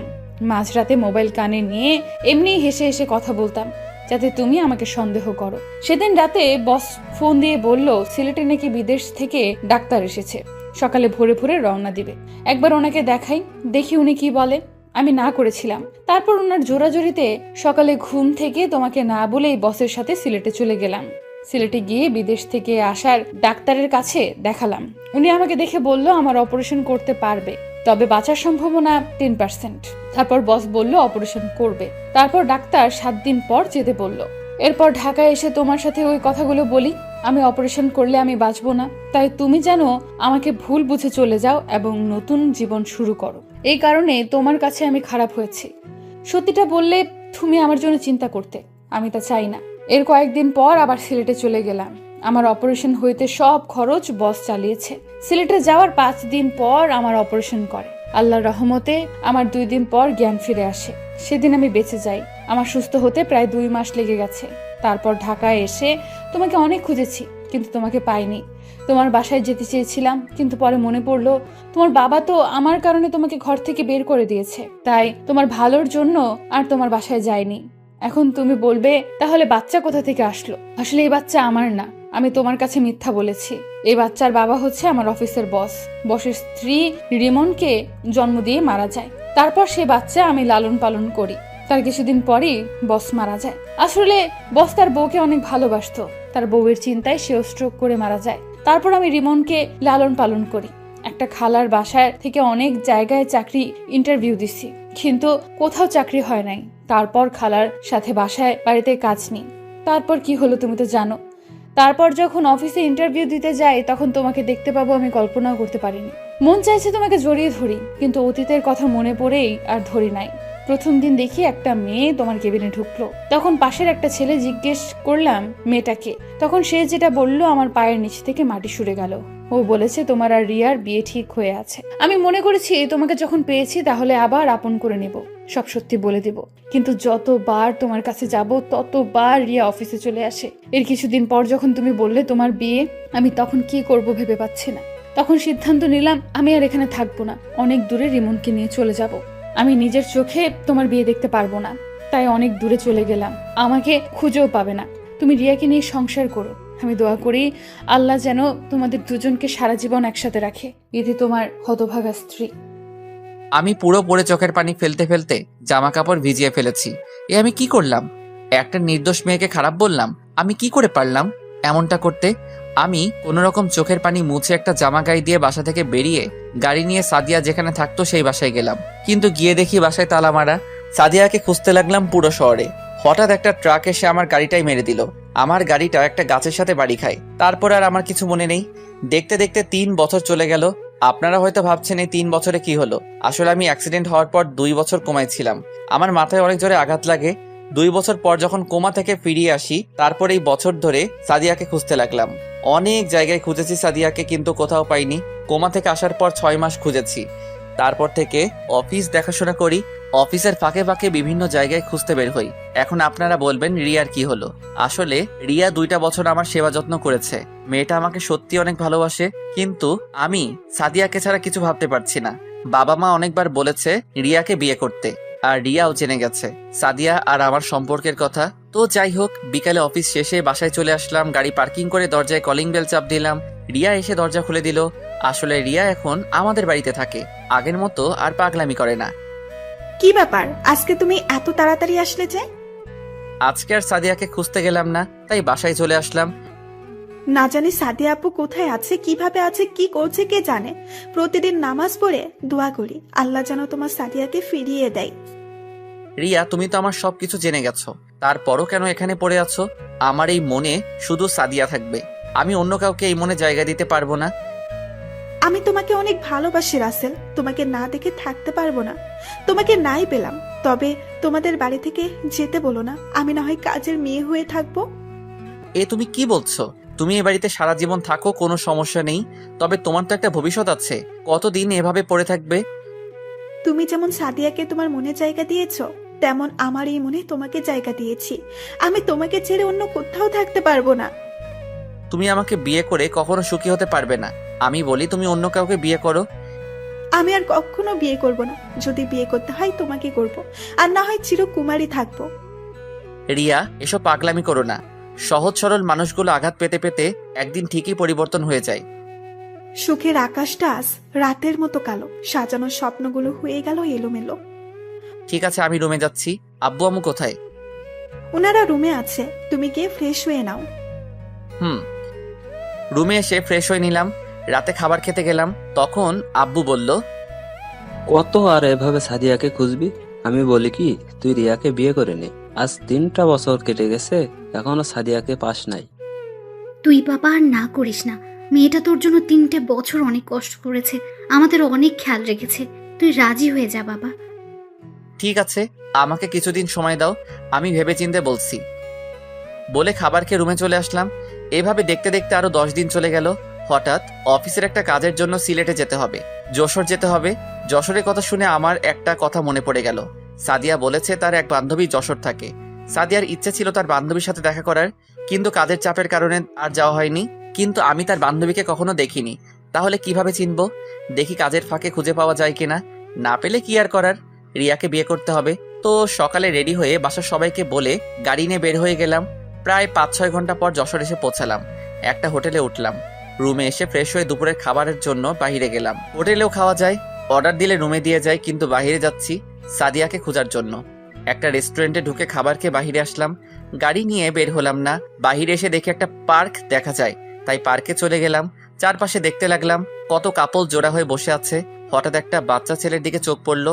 দেখি বাচ্চাটা অনেক সুন্দর, কি সুন্দর একা একা খেলা করছে। ছেলেটাকে দেখে বোঝা যায় 4 বছরের বাচ্চা, তাই দাঁড়িয়ে না থেকে তার কাছে গেলাম। তোমার নাম কি বাবু? আমি বাবু না, আমি কত বড় হয়ে গেছি। ওমা তাই? তা তোমার নাম কি? জাহিদ হাসান রিমন। নামটা শুনে কেমন বুকটা কেঁপে উঠল। রিমন নাম তো সাদিয়ার বসের ছেলের নাম ছিল, তাহলে কি সেই রিমন? তখন আমি তাকে আবার বললাম, তা তুমি কার সাথে এসেছো? আমার ফুপির সাথে। কোথায় তোমার ফুপি? ফুপি আমার জন্য আইসক্রিম আনতে গেছে। ও, তোমার আম্মু কোথায়? মু অফিসে গেছে। হঠাৎ পিছন থেকে একটা মেয়ে বলল, এই নাও রিমন তোমার আইসক্রিম। ফুপি তুমি এসেছো, দাও আমার আইসক্রিম। মেয়েটা রিমনকে আইসক্রিম দিল। আমাকে দেখে বলল, আপনি কে? আপনাকে তো ঠিক চিনতে পারলাম না। জি আমি রাসেল, আমি ঢাকা থেকে এসেছি। এখানে একটা অফিসে কিছু কাজ ছিল, তাই আসা আর কি। ও, আমি মিম, বর্তমানে একটা অফিসে কাজ করি, আর আমার স্বামী অন্য একটা অফিসে চাকরি করে। আজকে শরীরটা ভাল লাগছে না, তাই অফিসে যাইনি। রিমন বাহানা ধরলো সে একটু বাইরে ঘুরতে যাবে, তাই তাকে নিয়ে পার্কে আসলাম। আচ্ছা, রিমনের বাবা কোথায়? ও তো বলল ওর মা অফিসে চাকরি করে, তাহলে বাবা কোথায়?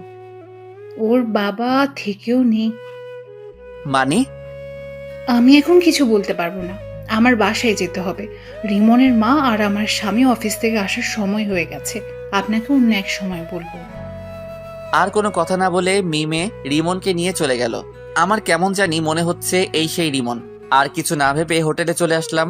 পরের দিন সকালে ঘুম থেকে উঠে ফ্রেশ হয়ে বাইরে এসে গাড়ি নিয়ে যে অফিসে কাজের জন্য আসলাম সেই অফিসে চলে গেলাম। অফিসের ভিতরে ঢুকে পিয়নকে বললাম, বসের কেবিন কোনটা? পিয়ন আমাকে বসের কেবিন দেখিয়ে দিল। আমি বসের কেবিনের সামনে গিয়ে দাঁড়ালাম আর বললাম, আসতে পারি ভিতরে? আরে রাসেল সাহেব যে, আসুন। আমার কত বড় সৌভাগ্য আপনার মতো একজন বিজনেসম্যানের সাথে কাজ করব। আপনি আমার থেকে বড়, সো আমাকে আপনি না করে তুমি করে বললে খুশি হব। ওকে ঠিক আছে, তা বলো চা না কফি কোনটা? চা হলে চলবে। তারপর তিনি পিয়নকে ডাক দিলেন, 2টা চা নিয়ে আসতে বললেন। কিছুক্ষণ পর পিয়ন চা দিয়ে গেল। দুজনে চা খেতে খেতে কাজের সম্বন্ধে কথা বললাম। সবকিছু ঠিক করে কেবিন বাইরে আসতেই ঠাস একটা মেয়ের সাথে ধাক্কা খেয়ে পড়ে গেলাম। আমি তাড়াতাড়ি উঠে গেলাম। মেয়েটাও উঠিয়ে শাড়ি ঠিক করতে লাগলো। এখনো মেয়েটার চেহারা দেখি নাই, কারণ মেকআপ পরে আছে। সরি, আমি খেয়াল করি নাই। মেয়েটা আমার দিকে তাকিয়ে আছে। চোখের দিকে তাকিয়ে দেখি চোখ দিয়ে পানি পড়ছে। আমার কেমন যেন চেনা চেনা লাগছে। আমি আবার বললাম, আপনি কান্না করছেন কেন? চোখে কি যেন পড়েছে। ওর কণ্ঠ কেমন যেন চেনা চেনা লাগছে। ও আচ্ছা, আপনি অফিসে মেকআপ পরে থাকেন সব সময়? আমার এই চেহারা শুধু আমার স্বামী ছাড়া আর কেউ দেখতে পারবে না। আপনার স্বামী কোথায়? আর আপনার নাম কি? আমার মিতু। আমার স্বামী আর একটা বিয়ে করছে, সে আমার সাথে থাকে না। আপনি? আমি রাসেল, একটা কাজের জন্য এই অফিসে আসা। আপনার বউ বাচ্চা তারা? আমার বউ আমার ভালোর জন্য আমাকে ছেড়ে চলে গেছে। তারপর আপনি বিয়ে করছেন না? আমার জীবনে সাদিয়া ছাড়া অন্য কেউ আসবে না। ওকে আজ একটা বছর ধরে খুঁজেছি, কিন্তু কোথাও পাইনি। আপনার বউ আপনাকে ছেড়ে গেছে আজ 1 বছর হয়েছে? না, আজ 3 বছর। তাহলে 2 বছর কি হয়েছে আপনার? তাহলে শুনুন। তারপর সবকিছু খুলে বললাম। দেখি মেয়েটা বারবার চোখের পানি মুছতে আসছে। আপনি কান্না করছেন কেন? আপনার কথাগুলো শুনে। আচ্ছা, পরে কথা বলবো, আমি এখন যাই। এখন কোথায় যাবেন? এখানে একটা হোটেলে উঠেছি, কাজ শেষ হলে ঢাকায় ফিরে যাব। ও আচ্ছা, ঠিক আছে, যান। আমি আর কোনো কথা না বলে হোটেলে চলে গেলাম। তারপর ফ্রেশ হয়ে দুপুরের খাবার খেয়ে একটা ঘুম দিলাম। বিকেলে ঘুম থেকে উঠতে দেখি একটা মেয়ে আমাকে জড়িয়ে ধরে শুয়ে আছে। চুলের জন্য মেয়েটার চেহারা দেখা যায় না। আমি আস্তে করে যেই না চুলগুলো মুখের সামনে থেকে সরিয়ে চেহারা দেখলাম, তার চেহারা দেখে আমি মোটেও প্রস্তুত ছিলাম না। কি ভাবছেন সাদিয়া? আরে না, রিয়া। রিয়া কখন আসলো? তার চেয়ে বড় কথা হলো, রিয়া আমার রুমে ঢুকলো কিভাবে? আর প্রায় বাড়িতে থাকলে রাতে এসে আমাকে জড়িয়ে ধরে শুয়ে থাকে। আমি অনেকবার রিয়াকে মানা করছি, কিন্তু সে আমার কথা শুনে না। তার নাকি আমাকে জড়িয়ে ধরে শুয়ে থাকতে ভালো লাগে। তারপর থেকে আমি তাকে আর কিছু বলি না। তো যাই হোক, আমি রিয়াকে বুকের উপর থেকে সরিয়ে দিলাম। রিয়ার ঘুমটা ভেঙে গেল। তুমি এখানে কেন? আর কখন আসলে? আমার রুমে ঢুকলে কিভাবে? আস্তে আস্তে এতগুলো প্রশ্ন একসাথে করলে কোনটা আগে বলবো? ওকে বলো। বাসার থেকে তুমি চলে আসার পর বাসাটা কেমন যেন ফাঁকা ফাঁকা লাগছে। তোমাকে ছাড়া আমি থাকতে পারি না। গতকাল তুমি আঙ্কেল আন্টির সাথে কথা বলার সময় আমি জানতে পারি তুমি এখানে আছো, তাই সকালে কাউকে না বলে সোজা এখানে চলে আসি। তা বুঝলাম, কিন্তু আমার রুমে ঢুকলে কিভাবে? চাবি তো আমার কাছে ছিল। ম্যানেজারকে বলেছি আমি তোমার আত্মীয় এবং তোমার বাবা মা তুমি আর আমি একসাথে ছবি তুলেছি, ওগুলো ম্যানেজারকে দেখিয়েছি। তারপর তিনি এক্সট্রা চাবি দিয়ে দরজা খুলে দিল। আসবে যখন তাহলে আমি আসার সময় বলো নাই কেন? তাহলে দুজনে একসাথে আসতাম। বলি নাই বেশ করেছি, আমার অনেক খিদে লেগেছে, তুমি খাবার নিয়ে আসো, আমি ফ্রেশ হয়ে আসছি। চলো বাইরে গিয়ে রেস্টুরেন্টে খাবার খাবে আর সিলেট শহরটা ঘুরে দেখবে। আসলে বাইরে গেলে সাদিয়াকে খুঁজতে পারবো, তাই বললাম। ঠিক আছে, আমি ফ্রেশ হয়ে আসছি, আমি আসার পর তুমি ফ্রেশ হবে। বলে রিয়া ওয়াশরুমে চলে গেল। কিছুক্ষণ পর রিয়া ফ্রেশ হয়ে বের হলো। তারপর আমি ঢুকে ফ্রেশ হয়ে এসে দুজনে হোটেল থেকে বেরিয়ে গাড়ি নিয়ে একটা রেস্টুরেন্টে চলে গেলাম। রেস্টুরেন্টে ঢুকে একটা টেবিলে চেয়ার টেনে বসলাম। রিয়া আমার পাশে একটা চেয়ার টেনে বসলো। রিয়া তার মতো করে অর্ডার দিল। কিছুক্ষণ পর ওয়েটার খাবার দিয়ে গেল। দুজনে খেতে লাগলাম। হঠাৎ একটা টেবিলে চোখ পড়লো। দেখি অফিসের সেই মেয়েটা আমার দিকে তাকিয়ে আছে। আপনারা হয়তো ভাবছেন আমি কি করে চিনলাম। আসলে মেয়েটা সেই অফিসের ড্রেস পরা অবস্থায় আছে, তাই চিনতে ভুল হয় নাই। রিয়া তুমি একটু বসো, আমি আসছি। কোথায় যাচ্ছ তুমি? এসে বলবো। বলে মেয়েটার কাছে চলে আসলাম। আমিও না খালি মেয়ে করছি। সকালে নাম বলছি, এখনই ভুলে গেছি। কি যেন নাম? ও মনে পড়ছে, মিতু। আমি মিতুর সামনে গিয়ে বললাম, আপনি এখানে কারোর জন্য অপেক্ষা করছেন নাকি? না, আসলে আমার এক বান্ধবী আসবে, তার জন্য অপেক্ষা করছি। আপনি এখানে? এখানে খাবার খাওয়ার জন্য এসেছি, সাথে আমার বাবার বন্ধুর মেয়ে রিয়া বাসা থেকে কাউকে না বলে এখানে চলে এসেছে, তাই তাকে সাথে করে নিয়ে আসলাম। সরি রে সাদিয়া, আসতে লেট হয়ে গেছে। না সমস্যা নেই বস। আপনি এখানে? আমি এখানে খাবার খাওয়ার জন্য এসেছি, কিন্তু ওনার নাম মিতু। আপনি তাকে সাদিয়া বললেন কেন? আসলে আমার আরেক নাম সাদিয়া, আমাকে সাদিয়া বলে ডাকে। ওনার সাথে গতকাল পার্কে দেখা হয়েছে, ওখান থেকে চিনি। ও আচ্ছা মিম, রিমন কোথায়? ওকে তো দেখছি না। আসলে ও বাসায় মিমের জামাইয়ের সাথে আছে। আর রিমনকে আপনি চিনেন কিভাবে? গতকাল মিমের সাথে ছিল। তোকে বলছি না রিমনকে নিয়ে বের হতে না? আমার কি দোষ? তোর ছেলে বলেছে আইসক্রিম খাবে, তাই নিয়ে এসেছে। তাহলে রিমন আপনার ছেলে? রিমন আমার ছেলে। তাহলে ওর বাবা কোথায়? আই মিন আপনার স্বামী কোথায়? আমার স্বামী নেই, ওর ভালোর জন্য ওকে ছেড়ে দিয়েছি। কেন? সেটা আমি বলতে পারবো না। ঠিক আছে, ভালো থাকবেন। মিম চল, দেরি হলে রিমন কান্না করবে। ঠিক আছে চল, আর আপনি ভালো থাকবেন। আপনার সাথে কথা বলে অনেক ভালো লেগেছে। আপনারাও ভালো থাকবেন। মিতু আর মিম রেস্টুরেন্ট থেকে বেরিয়ে গেল। আমার কেন জানি মনে হচ্ছে মিতু আমার কাছে কিছু লুকাচ্ছে। কে এই মিতু? আবার তার নাম সাদিয়াও বলল। আমি চিন্তায় পড়ে গেলাম, এই মিতু কি আমার সাদিয়া? আমি তার চেহারা দেখতে হবে। আপনারা হয়তো বলবেন আমি তার কণ্ঠ শুনে বুঝতে পারলাম না কেন। আসলে তার কণ্ঠ সাদিয়ার মতো লাগছে না, তাই চিনতে পারছি না। আর কোনো কিছু না ভেবে রিয়ার কাছে চলে গেলাম। ওরা কে? আর এতক্ষণ কি কথা বলছো? তেমন কোনো কথা বলি নাই। ওই মেয়েটার সাথে সকালে যে অফিসে কাজের জন্য আসছিলাম, ওখানে কথা হয়েছে, তাই জিজ্ঞেস করতে গেলাম এখানে কি করছো। ও আর কোনো কথা না বলে খাবার খেয়ে রেস্টুরেন্ট থেকে বেরিয়ে গাড়ি নিয়ে হোটেলে চলে আসলাম। পরের দিন শুক্রবার ছিল। সকালে ঘুম থেকে উঠে ফ্রেশ হয়ে বাহিরে চলে আসলাম হাঁটার জন্য। রিয়া এখনো ঘুমিয়ে আছে। আপনারা এখন বলবেন রাতে রিয়া কোথায় ঘুমাইছে? রিয়া আর আমি এক খাটে ঘুমিয়েছি, কিন্তু মাঝখানে কোলবালিশ দিয়ে। রিয়া রাতে কোলবালিশ সরিয়ে আমাকে জড়িয়ে ধরে শুয়েছিল।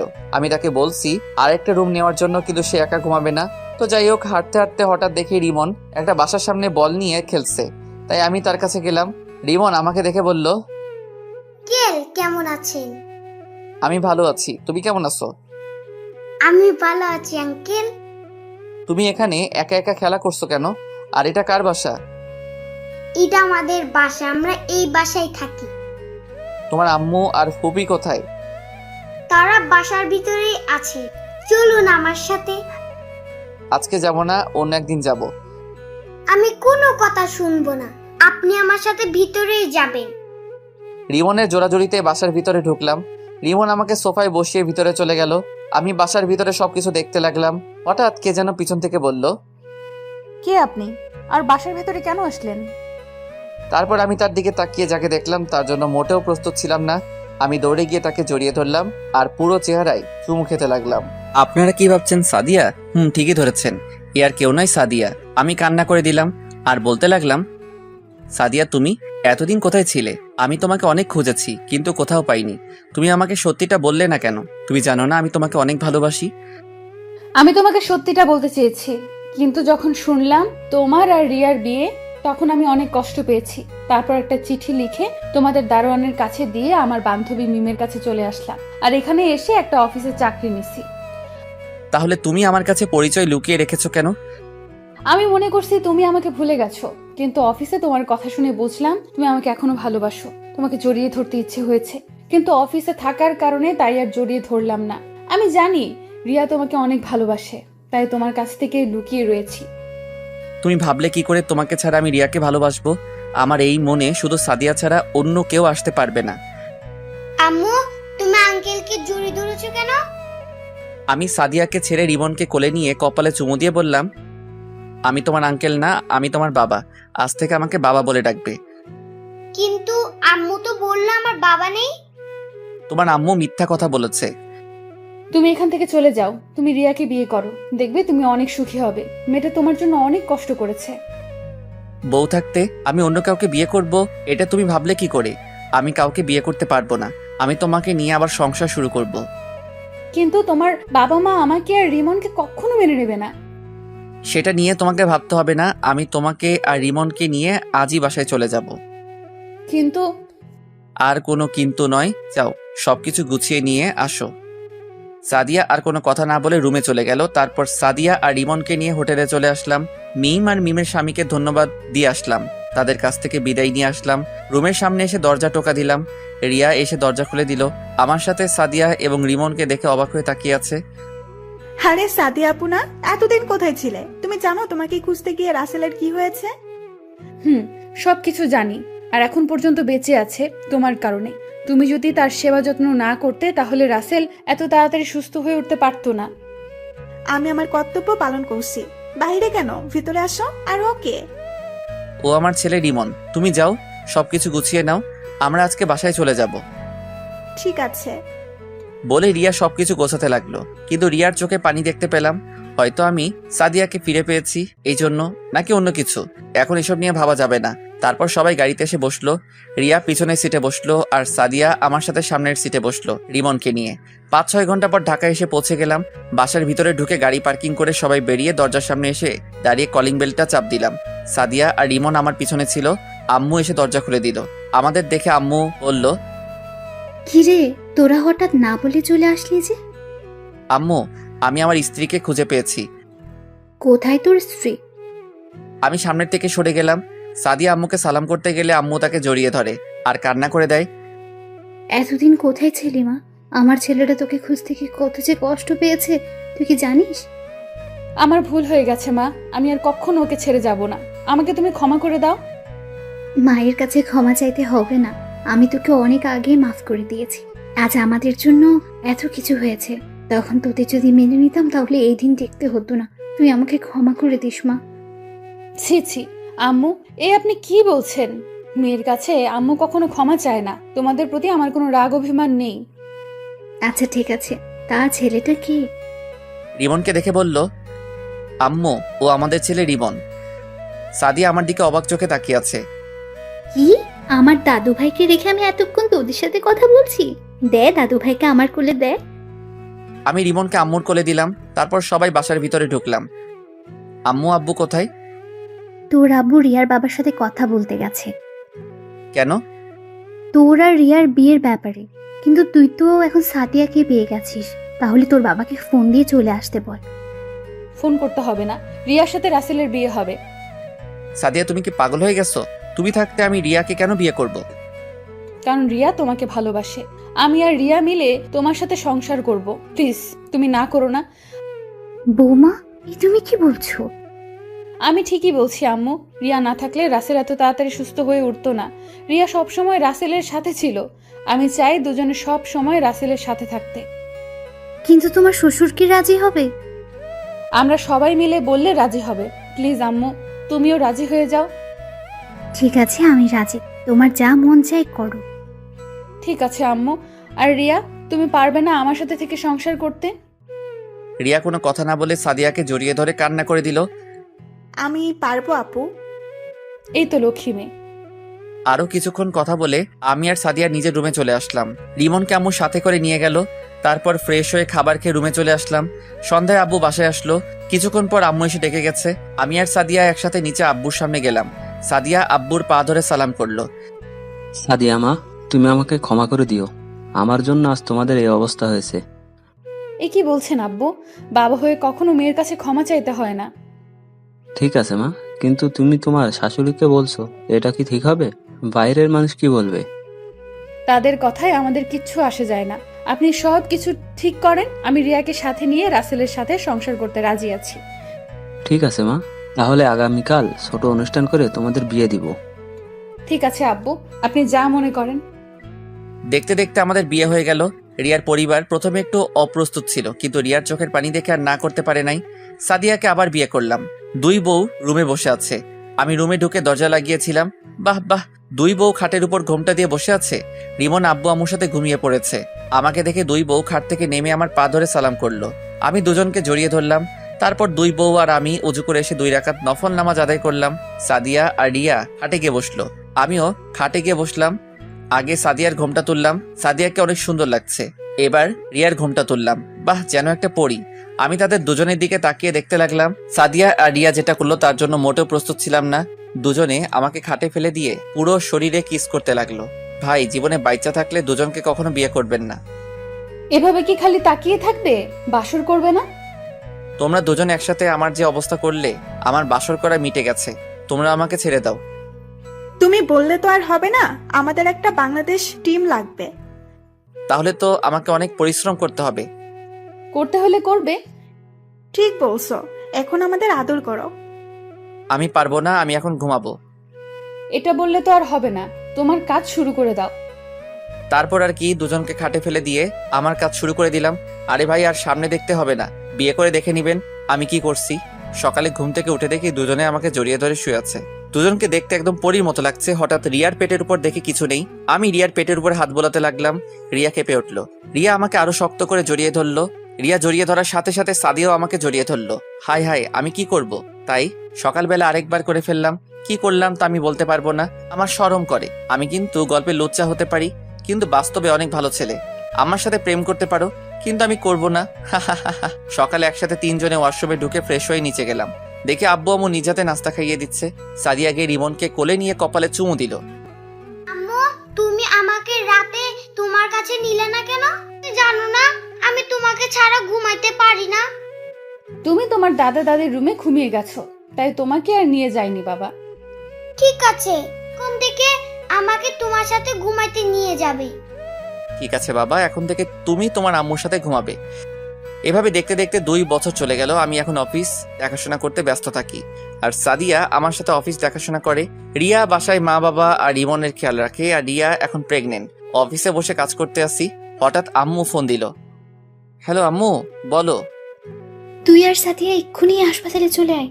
রিয়ার ব্যথা উঠেছে, তাই তোর বাবা আর আমি রিয়াকে হাসপাতালে নিয়ে এসেছি। ঠিক আছে আম্মু, আমি আর সাদিয়া এখনই আসতেছি। ফোনটা কেটে সাদিয়াকে কল দিয়ে বললাম আমার কেবিনে আসতে। কিছুক্ষণ পর সাদিয়া আমার কেবিনে আসলো। বলো, কেন ডেকেছো? আমাদের এখন হাসপাতালে যেতে হবে। কেন? কার কি হয়েছে? রিয়ার ব্যথা উঠেছে, তাকে নিয়ে আব্বু আম্মু হাসপাতালে নিয়ে গেছে। ঠিক আছে, চলো। তারপর দুলাভাইকে সব বুঝিয়ে দিয়ে আমি আর সাদিয়া অফিস থেকে বেরিয়ে গাড়ি নিয়ে হাসপাতালে চলে গেলাম। ভিতরে ঢুকে দেখি আম্মু আব্বু বাহিরে দাঁড়িয়ে আছে, আর সাথে রিমনও আছে। কি হয়েছে আম্মু, রিয়া কোথায়? ডাক্তার রিয়াকে ভেতরে নিয়ে গেছে, এখনো বের হয়নি ডাক্তার। কিন্তু রিয়া তো ডেলিভারি ডেট আরো দেরি আছে, এত তাড়াতাড়ি ব্যথা ওঠার কারণ কি? আসলে রিয়া সকালে সিঁড়ি দিয়ে নামতে গিয়ে পড়ে গেছে, পড়ে অনেক ব্যথা পাই, তাই আমি অ্যাম্বুলেন্স ফোন দিয়ে নিয়ে আসি, তারপর তাকে হাসপাতালে নিয়ে আসি। কিন্তু রিয়া উপর থেকে কেন নিচে নামতে গেল? তাকে দেখাশোনা করতে তো বাসায় লোক ছিল। সেটা তো আমি বলতে পারবো না। হঠাৎ ডাক্তার কেবিন থেকে বেরিয়ে আসলো। ডাক্তার, রিয়ার এখন কি অবস্থা? দেখুন, আমরা অনেক চেষ্টা করছি, কিন্তু কিন্তু কি ডাক্তার? আমরা অনেক চেষ্টা করতেছি। আপনার স্ত্রীর আগে একটা কিডনি নষ্ট ছিল, এখন দ্বিতীয় যেটা ছিল সেটা দিয়ে এতদিন বেঁচে ছিল। আমাদের পক্ষে আপনার স্ত্রীকে বাঁচানো সম্ভব না, আমরা আপনার মেয়েকে বাঁচাতে সম্ভব হয়েছি। কিন্তু রিয়া তো আমাদের কিছু বলে নাই। সেটা আমি বলতে পারবো না। আপনারা সাদিয়াকে দুজনকে রিয়া ভিতরে যেতে বললো। আমি আর দাঁড়িয়ে না থেকে ভিতরে চলে গেলাম।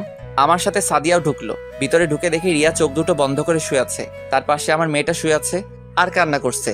সাদিয়া গিয়ে মেয়েটাকে কোলে নিল, তারপর সে কান্না করে বন্ধ করে দিল। আমি গিয়ে রিয়ার হাতে হাত ধরলাম। রিয়া চোখ খুলে দেখে আমি আর সাদিয়া দাঁড়িয়ে কান্না করে চোখের পানি দিয়ে পুরো জামা ভিজে ফেলছে। আব্বু আম্মু তো এ কথা শুনে নিচে বসে কান্না করা শুরু করে দিছে।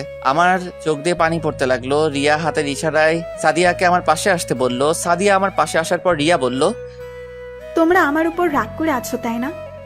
তুমি কেন আমাদের কাছে এ কথা লুকালে রিয়া? আমরা কি তোমাদের চিকিৎসা করাতে পারতাম না? আমি নিজেও বলতে পারবো না। আমার যে কিডনি নষ্ট হয়ে গেছে, একদিন হঠাৎ আমার কাছে কেমন খারাপ লাগছে, তাই কাউকে না বলে ডাক্তারের কাছে আসি। ডাক্তার আমাকে পরীক্ষা করে দেখে আমার একটা কিডনি নষ্ট হয়ে গেছে। তারপর আমি চিন্তা করলাম আমার তো আরেকটা কিডনি ভালো আছে, তাই নিয়ে জীবনটা কাটিয়ে নেব। কিন্তু হঠাৎ যে আমার এই কিডনিটা নষ্ট হয়ে যাবে আমি ভাবতে পারি নাই। তুমি আমাকে একটাবার বলতে। বলি নাই, আমি মনে করছি ঠিক হয়ে যাবে। আল্লাহ মনে হয় তোমাদের সাথে রাখতে চায় না আমাকে, তাই হয়তো আমাকে নিয়ে যাচ্ছে। তোমাকে আমরা কোথাও যেতে দিব না, তুমি ভালো হয়ে যাবে। দরকার হয় আমার কিডনি দিয়ে তোমাকে সুস্থ করে তুলবো। এখন আর আমার হাতে সময় নেই। আল্লাহ তোমাদের সাথে কিছু কথা বলার জন্য হয়তো এখনো রুহুটা নিয়ে যায় নাই। প্লিজ তুমি এমন কথা বলো না, তোমাকে আমি সুস্থ করে তুলবো। সাদিয়া, তোমার হাতটা একটু দাও তো। সাদিয়া রিয়ার হাতে হাত দিল। রিয়া আমার হাত আর সাদিয়ার হাত একসাথে মিলিয়ে বলতে লাগলো, সাদিয়া, তুমি আমার জানটাকে দেখে রেখো। ও তোমাকে অনেক ভালোবাসে, ওকে কখনো কষ্ট দিও না।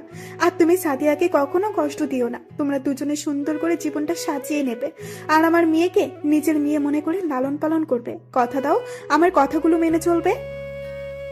আমরা তোমার কথাগুলো মেনে চলবো। আমি এখন চিন্তামুক্ত হলাম। তোমরা সবাই ভালো থেকো, বাবা মার সেবা করো। রাসেল, আমাকে একটু জড়িয়ে ধরবে? বলতে দেরি আমি রিয়াকে জড়িয়ে ধরলাম। হঠাৎ রিয়ার কথা বন্ধ হয়ে গেল। আমি রিয়াকে ধরে চিৎকার করে কাঁদতে লাগলাম। আমার কান্না শুনে বাহিরের আব্বু আম্মু এবং রিয়ার আব্বু আম্মু এবং তার বড় ভাই ভিতরে আসলো। সবাই কান্না করতে লাগলো। তারপর রিয়ার মরা দেহটা নিয়ে বাসায় চলে আসলাম। পরে জানাজা সম্পন্ন করে বাসার পাশে দাফন করা হলো। পুরো বাসা কেমন যেন পাকা পাকা লাগছে। আমি রুমে বসে নীরবে কান্না করতে লাগলাম। হঠাৎ সাদিয়া আমার মেয়েটাকে এনে আমার কাছে দিল, কি সুন্দর একটা পরীর মতো। আমি মেয়েটার কপালে চুমু দিয়ে বুকে জড়িয়ে ধরে কান্না করে দিলাম।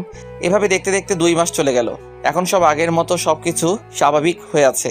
আমার মেয়ের নাম রাখা হয়েছে সিনথিয়া। সাদিয়া সিনথিয়া নিজের মেয়ের মতো লালন পালন করে। আর ইমনকে একটা স্কুলে ভর্তি করিয়ে দিচ্ছি। দুলাভাই এখন নিজেই ব্যবসা দিচ্ছে। আপুকে নিয়ে তারা নতুন একটা ব্যবসা কিনছে, ওটাই থাকে। এখন আমি অফিসের কাজে ব্যস্ত থাকি, সাদিয়া বাসার কাজ সামলাতে ব্যস্ত থাকে। আপনারা হয়তো জানেন সাদিয়া কখনো মা হতে পারবে না, তো সবাই আমাদের জন্য দোয়া করবেন, আমরা যেন সুখে শান্তিতে বসবাস করতে পারি।